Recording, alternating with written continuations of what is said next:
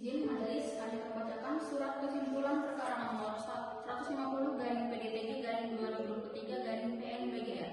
Surat kesimpulan Puan Prestasi kepada yang terhormat Majelis Hakim yang memeriksa dan mengadili perkara nomor 150/PDTG/2023/PN-BGR dari kuasa hukum Tuan Andi sebagai penggugat perihal kesimpulan atas perkara Puan Prestasi dalam perjanjian jual beli tanah antara Tuan Andi dan Tuan Budi. Identitas pihak dan perjanjian. Penggugat Tuan Andi, pihak yang telah memenuhi kewajibannya sebagian dan menderita kerugian.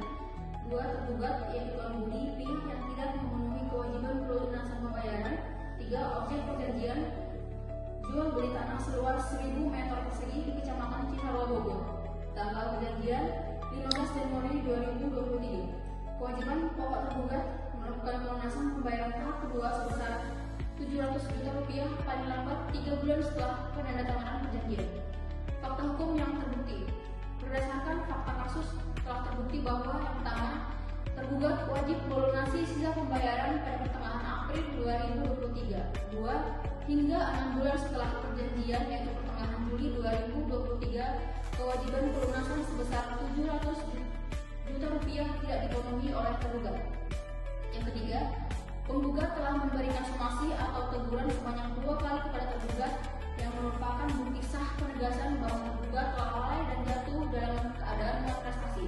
Keempat, tergugat hanya memberikan alasan pribadi terkait kesulitan mendapatkan pinjaman bank yang tidak termasuk kategori force majeure atau keadaan memaksa yang dapat menghapuskan tanggung jawab hukumnya. Analisis hukum. Pelanggaran pasal 1238 KUH Perdata. Tergugat telah lalai memenuhi prestasi yang disepakati meskipun telah diberikan somasi. Kelalaian ini secara definitif diklasifikasikan sebagai lalai prestasi. 2. Hak tergugat sebagaimana tercantum dalam pasal 1267 KUH Perdata. Karena tergugat melakukan malprestasi, penggugat berhak untuk menuntut pembatalan perjanjian jual beli dan atau ganti rugi yang meliputi kerugian yang diderita, seperti kerugian material karena biaya somasi dan keuntungan yang seharusnya diperoleh, kerugian imaterial atau kehilangan kesempatan menjual tanah ke pihak lain dengan harga yang lebih baik. 3. Ketidakberlakuan pembelian tergugat. Keterlambatan pembayaran akibat masalah pendanaan atau pinjaman bank adalah risiko bisnis dan bukan alasan pembenar yang sah untuk mengabaikan kewajiban kontrak. Kewajiban dalam perjanjian tetap harus dipenuhi sesuai waktu yang telah disepakati. Kesimpulan dan permohonan.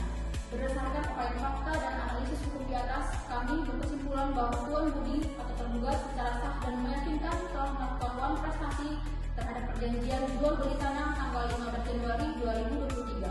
Oleh karena itu, kami mohon kepada Majelis Hakim yang mulia untuk menjatuhkan putusan yang amanah sebagai berikut. 1. Menyatakan tergugat telah melakukan uang prestasi.